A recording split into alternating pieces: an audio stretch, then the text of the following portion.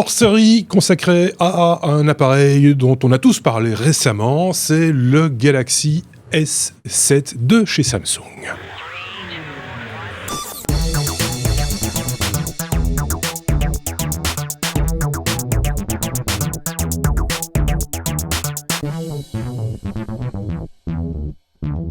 C'est pas tous les jours qu'on vous fait des tests, et c'en est pas un d'ailleurs, de tests concernant le Samsung Galaxy S7. C'est un retour d'expérience. Je pense que tout le monde a un petit peu tout dit sur le Galaxy S7, par le menu, ses capacités, ses fonctionnalités, etc. On va pas y revenir ici avec nos interlocuteurs. Eux, ils l'ont acheté en même temps, Sébastien et Marc, et on fait chacun un petit peu leur expérience depuis maintenant une dizaine de jours, un peu moins d'une dizaine de jours. Et donc c'est ça un petit peu qu'on voulait partager avec vous, c'est ce retour d'expérience avec de ce côté-ci Marc, salut Marc, et puis également et Sébastien de ce côté-ci, un petit peu dans la pénombre, mais c'est pas grave, c'est un peu cosy comme ça. Mais c'est très mieux. Voilà. Alors, on commence par qui ? Peut-être par Marc. Donc Galaxy S7, premier retour d'expérience, ton opinion, comme ça, brûle pour point. Globalement positive. D'accord, merci. Sébastien. Pas mieux. Pas mal. Alors, rendez-vous la semaine prochaine pour un nouvel hors-série. Marc, pour aller un peu plus loin quand même. Bon, alors effectivement, moi je voulais d'abord revenir à un téléphone de taille un peu plus humaine. Ouais. C'est une des choses qui a motivé le passage de mes modèles habituels à un Galaxy S7, parce que bon, finalement, c'est pas un grand téléphone. Il reste quand même d'une taille relativement raisonnable, et dans les poches, ça aide. Pourquoi avoir pris celui-là ? Parce que techniquement, c'est ce qui se fait de mieux aujourd'hui. Parce que c'est celui qui offre le plus de marge de montée en puissance. Ça se sent d'ailleurs, franchement. À part lors de une synchro de plusieurs comptes simultanés, j'ai pas ressenti le moindre ralentissement. Chose que par contre sur mon précédent, qui était le Nexus 5X, lui pédalait dans la smoule régulièrement. Donc, au niveau pratique, justement, venant d'autres mobiles, pas comme Sébastien qui lui est fidèle à Samsung depuis des années. Moi, je suis très très très volage. Je suis passé par un OnePlus One, je suis passé par un Nexus, je suis passé par un iPhone 6S, etc. Donc, je suis revenu sur Samsung avec quand même un truc qui, alors je le dis franchement, Samsung, pourquoi s'il vous plaît, qui me casse les pieds. Franchement, l'utilité. Est-ce qu'il y a une utilité profonde ou philosophique ou conceptuelle à mettre les boutons physiques dans l'ordre dans lequel vous les avez mis ? Le monde entier met le bouton menu à droite et le bouton back à gauche. Pourquoi vous le mettez dans l'autre sens ? J'ai les mains grassouillettes chaque fois que je prends mon téléphone comme ça, j'appuie par erreur sur le bouton back. C'est chiant. D'accord. Mais c'est comme ça qu'ils ont gardé Sept si longtemps. Hein. C'est ça, parce que si tu me donnes un autre téléphone, moi je suis perturbé. C'est ça l'ordre normal. C'est ça. C'est en fait l'ordre normal. C'est tous les autres qui sont faux. Dire ça comme ça. Je suis pas convaincu. Sinon, à part ça, l'appareil photo est bluffant.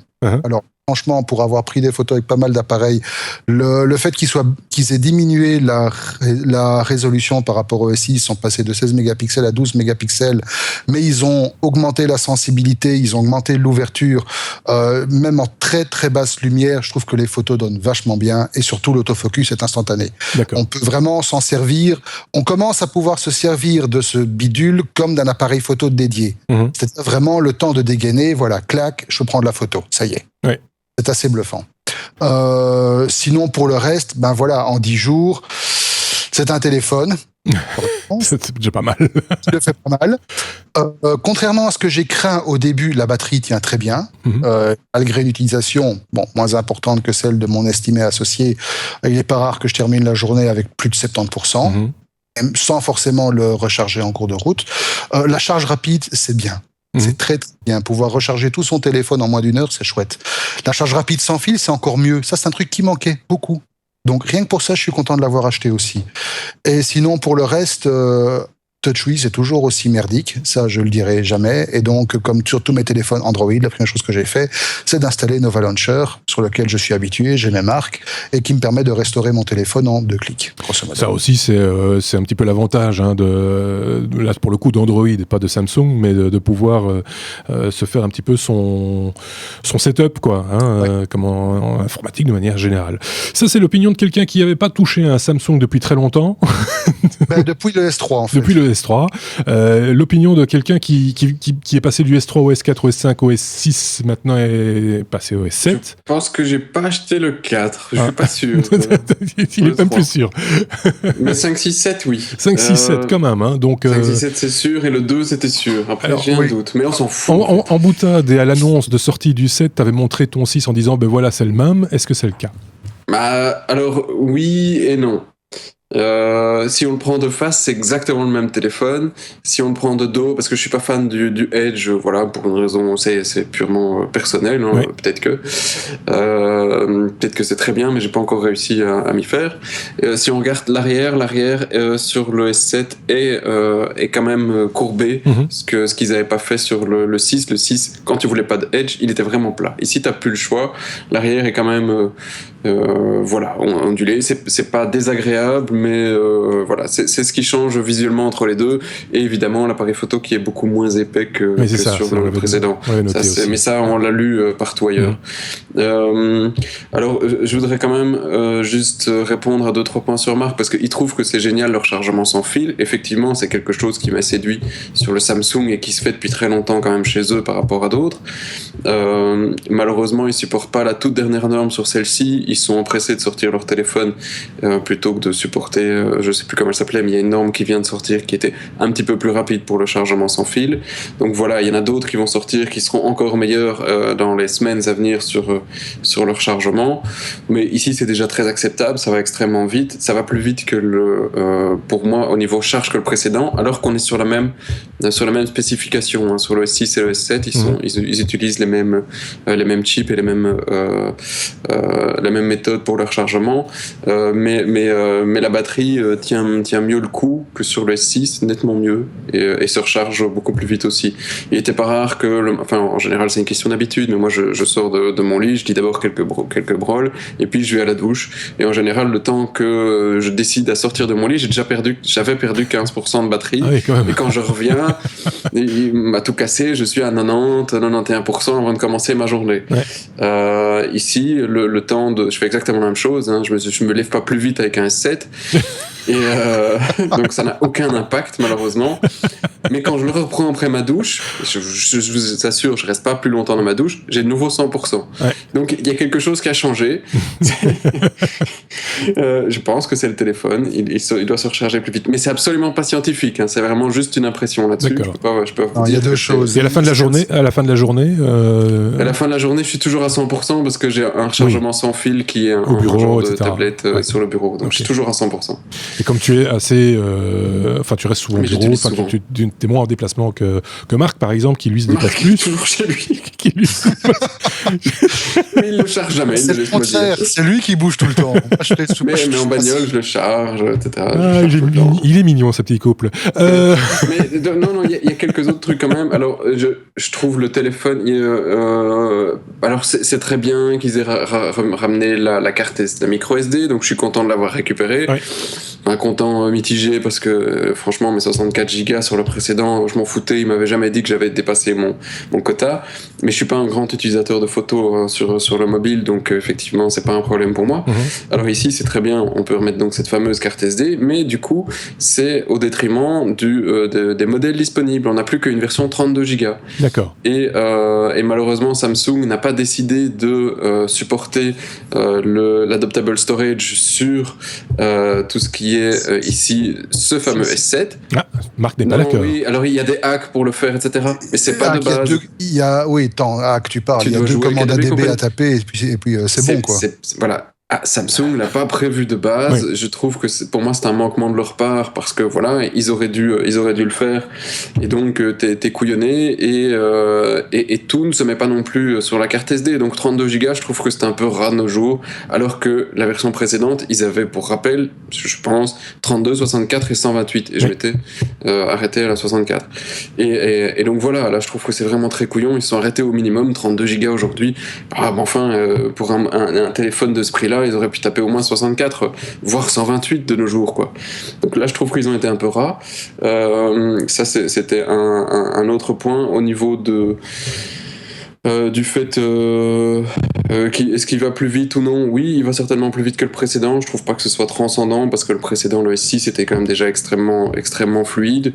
Donc je veux dire, pour moi, la grosse modification majeure sur ce téléphone, c'est effectivement la batterie, mais c'est aussi le fait d'avoir ce petit truc qui reste. Donc ici, on voit qu'on enregistre tard, hein, les gars, on travaille tard pour vous. Oui, c'est vrai. Et il nous affiche 21h24, donc c'est l'écran, le display on toujours allumé. Et ça, il reste toujours allumé et ça consomme pas trop, quoi. Il reste toujours allumé, ça consomme pas trop, et c'est vrai que c'est pas mal. Ça manque encore aujourd'hui, je trouve, un petit peu d'informations, parce que je peux juste avoir la date, l'heure et le pourcentage de ma batterie. Je trouve que ça manque encore un petit peu d'autres infos, et il y a moyen que... Des notifications, des choses comme ça, par exemple. Oui, quelques notifications, ça pourrait être sympathique, mais bon, faut pas que ça tue ta batterie non plus en conséquence. Alors, je voudrais revenir sur un point que j'avais mis, si vous réécoutez un autre numéro sur le S6 de l'année passée, j'avais râlé sur un point important sur le passage du S5 au S6, donc j'avais le S5, c'est vrai, et j'avais râlé sur le fait de cette migration de données. La migration de données, donc, c'était de pouvoir récupérer toutes mes applications sans me casser la tête à tout réinstaller.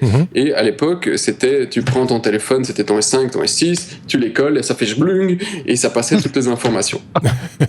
Et donc, ils ont remis le couvert sur le S6 et le S7, ils te remettent toutes les petites informations, et disent, pas de problème, tu as la même application, tu refais jblum, et ça passe. Ok, donc effectivement, j'essaye, et jblung, ça passe pas, après 4%, ça s'éclate, je me dis, bah, c'est pas grave, c'est la première fois, je vais le refaire une deuxième fois, 4%, ça s'éclate, troisième fois, 4%, ça s'éclate, etc. Et donc, ça n'a jamais fonctionné. Même en passant par le S5. Je trouve ça dommage, quoi. Je faisais une mise à jour d'un matériel qu'ils doivent connaître, un S6 vers un S7, ils n'en étaient pas capables. Mais par contre, ils ont fait une autre évolution. Je me dis, je vais essayer la deuxième solution. Ils ont un petit câble qu'ils fournissent avec, qui te permet de connecter ton ancien téléphone et ton nouveau téléphone pour transférer tout. Parce que c'est vrai que c'est quand même beaucoup plus rapide que de faire ça en Bluetooth. Faut pas déconner. Clairement. Eh bien, ça fonctionne tout aussi mal. On est resté bloqué à 5%. Ça n'a jamais voulu aller plus loin. Alors que mon téléphone n'est pas routé. J'ai pas des millions d'applications compliquées. Il y a rien d'extraordinaire. J'ai juste activé les options développeurs pour pouvoir faire une ou deux modifs dans les options, genre désactiver les animations qui me font chier. C'est tout ce que j'ai fait sur le téléphone. Sinon, c'est un téléphone stock quasi. Eh bien, ça marche pas. Donc ça, je trouve que voilà, ça manque un petit peu de finition pour le prix. C'est toujours aussi décevant de la marque. Voilà. Et ça, plus des petits problèmes, je trouve, au niveau des livraisons et des supports, parce qu'effectivement, je vais quand même sortir l'histoire, parce que ça m'a frustré au niveau de Samsung. Quand tu faisais ton pré-order, tu as droit à un GIR VR. Oui. On avait parlé de ça, effectivement. On en a parlé, mais pour ceux qui suivent le podcast, je l'ai déjà testé, donc ils s'en doutent, j'en ai déjà un. Bon, ok, ça n'empêche que j'ai acheté un S7, je me dis, je vais quand même prendre mon GIR VR. Après, s'il trône sur un meuble ou que je le vends, que je le donne à qui que ce soit, admettons, j'en fais ce que je veux. Oui. Après tout, mais c'est le tien. C'est le mien, j'y ai droit. Donc je fais la précommande, je m'inscris sur le site donné par le site e-commerce sur lequel j'avais été. Tu dois aller sur tel site de Samsung, je m'enregistre, blablabla, et 10 jours après, qu'est-ce que je reçois de la part de Samsung? Va chier, t'y as pas droit. J'ai dit, bah non, les gars, vous allez pas me faire ce coup-là. Je vous achète le téléphone en pré-order, un prix d'or, et vous n'y avez pas droit. Et non, après, en grattant, en râlant, etc., la réponse était non, tu as été envoyé, tu t'es inscrit sur le site Samsung Hollande, tu es belge, tu dois tout recommencer sur le site Samsung Belgique. Et là, je trouvais que c'était vraiment, mais limite quoi. Ça leur prend 4 secondes, c'est une base de données, ils transfèrent le truc, c'est une boîte internationale et ils sont pas capables de gérer le fait que le mec, je me suis inscrit sur le site qui était samsung.com/nl au lieu de samsung.com/be. Les gars, mais allô quoi. Oui, c'est clair. Oui, une boîte de cette importance, on pourrait s'attendre à un service, un petit peu plus pas suffisant quoi. Ouais. Marc, t'as pas eu ce genre de problème, toi, non? Non, moi j'ai passé ma précommande, j'ai envoyé mon bon de commande chez Samsung. Dans les 5 minutes, j'ai reçu un mail qui me disait voilà, ton casque est bloqué, tu le reçois dans X temps. Tu l'as déjà reçu? Et là, ce matin, j'ai reçu un mail me disant qu'il est en route. Ah ben voilà. Ouais. Okay. Mais tu l'as pas encore reçu. Hein. Et là, ce qui est vraiment très frustrant, c'est ultra frustrant parce que je suis un fidèle à la marque. J'avais le S6, j'achète le S7. Lui, il avait un téléphone Android quelconque. Lui, il a pu faire les transferts. Et c'est passé, quoi. Tu vois. Moi, j'ai fait le schlung et ça a marché direct. Effectivement, j'ai pris le Nexus 5, j'ai pris l'autre, ça a fait schlung et 5 minutes après, mon téléphone était prêt. Donc, c'est frustrant. Donc j'ai passé ma soirée à remettre mes settings et donc rien que pour ça, je leur en veux. Bon, bah écoutez, voilà, c'est vraiment purement personnel sur ce coup-ci. Le téléphone est génial, mais honnêtement, si vous avez le 6 et que vous n'avez pas spécialement de l'argent à perdre, ça sert à rien de le changer. Oui, je le fais. Marc m'a demandé au moment où je l'ai acheté pourquoi je le changeais et j'ai regardé, je dis bon. Parce que c'est un téléphone de société et qu'on peut. Voilà, parce que voilà, et ça a été la même chose pour moi, parce que. Voilà. Ok, bon, je pense qu'on a bien fait le tour, en tout cas, de ce retour d'expérience de Marc et Sébastien sur le Galaxy S7. Si vous aussi, vous avez votre expérience personnelle, n'hésitez pas, rajoutez vos commentaires. Vous n'avez peut-être pas eu le même problème de schlunk.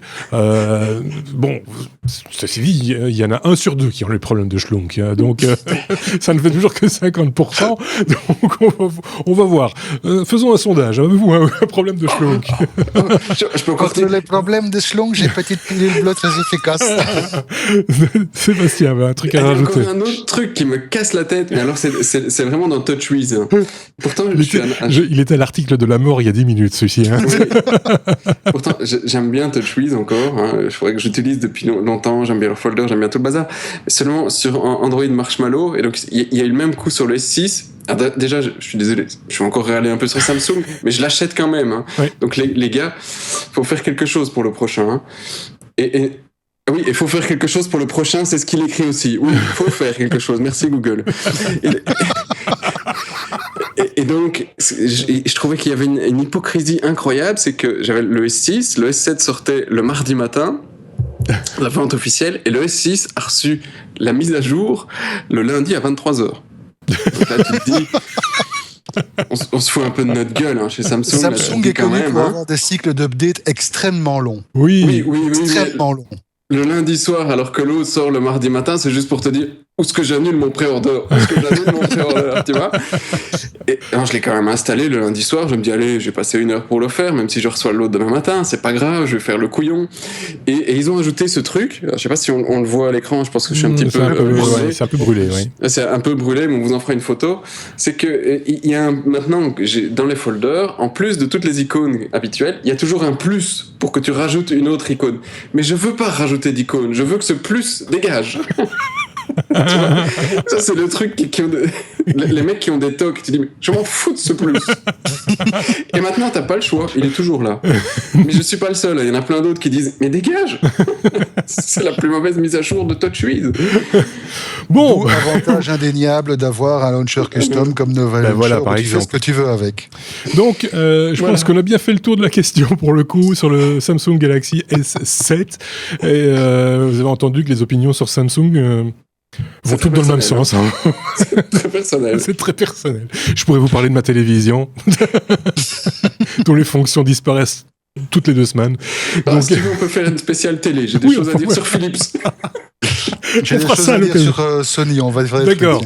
Vous l'avez compris, on n'est pas au bout de nos hors-séries.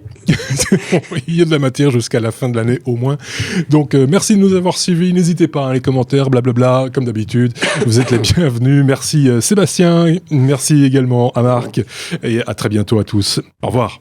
Au revoir.